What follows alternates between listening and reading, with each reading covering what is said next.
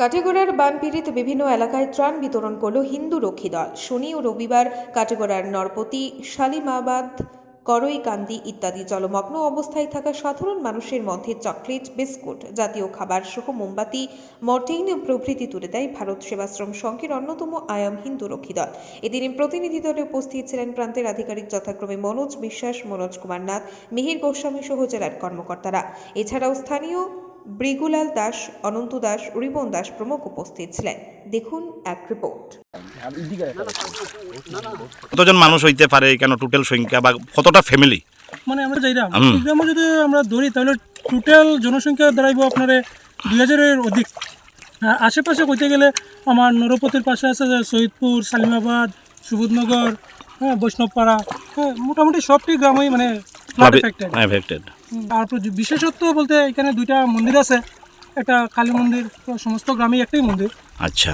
আর একটা আছে বাবাজির আশ্রম আছে, আশ্রমটা এমনি কেউ নাই অবস্থা এখন এমনি আছে। তাই তো নৌকা ছাড়া আর কোনো একটু জলের যে অবস্থা দেখতে তো বিল লাগে, কিন্তু দাদা একটু আগে কইলো যে ঠিক আমরা এই আশেপাশেই আমরা একটা রাস্তা ক্রস করে আইছি, যে রাস্তাটা পুরো ডুবাইল। কত ব্রিজ ও ব্রিজের এই দেখতে পাইরা আপনারা ব্রিজ আমতলার থেকে আমরা যেখান থেকে উঠছি এখান থেকে একটা ব্রিজ মানে রোড আইছে, এই টোটাল রোডটাই আমরা ডুবাইল এখন বর্তমানে। যে জায়গা থেকে নৌকা তুলছি ওই জায়গা থেকে আপনার খালাইন পর্যন্ত রোডের মানে সীমাবদ্ধতা। আচ্ছা। বর্তমানে রোডের উপরে প্রায় 2 লাইন 7 থেকে মিনিমাম মানে 7 ফুট জল আছে। চলাচল ব্যবস্থা তো এই নৌকায়।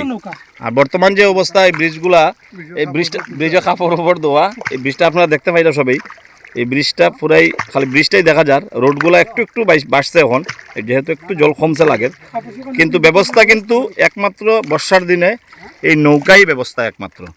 আমরা এখানে আমাদের সেবকদা আছে এই গ্রামেরই। ঠিক আছে, এই গ্রামে তো আজকে মানুষের বিপদের সময় পাশে গিয়ে দাঁড়ানোটাই সবচেয়ে বড় আনন্দের ব্যাপার। গিয়ে সবাই খোঁজখবর নেই, দেখি কার জন্য কি তা করা আছে। মানে এখন একটু বোঝা যায় জলটা কমিয়ে আছেন, ঠিক আছে, বাসার মতন কিছু একটা আছে।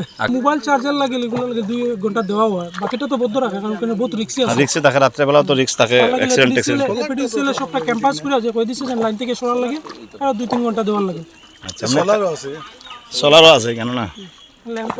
গ্রামের তো পরিস্থিতি, গ্রামের যে পরিস্থিতি অবস্থা খুবই খারাপ, পুরা সব জায়গা ডুবাইল। মানুষ কি দুরবস্থা আছে। দুই একটা সোলারও দেখছি, এটা ডিসি ফান্ড থেকে দেওয়া হয়েছে না, রাস্তা গ্রাম ওইটুই না আছে আর আমরা ভিতরে মহাপতি গ্রামে পাইছি। এই গ্রামের অবস্থা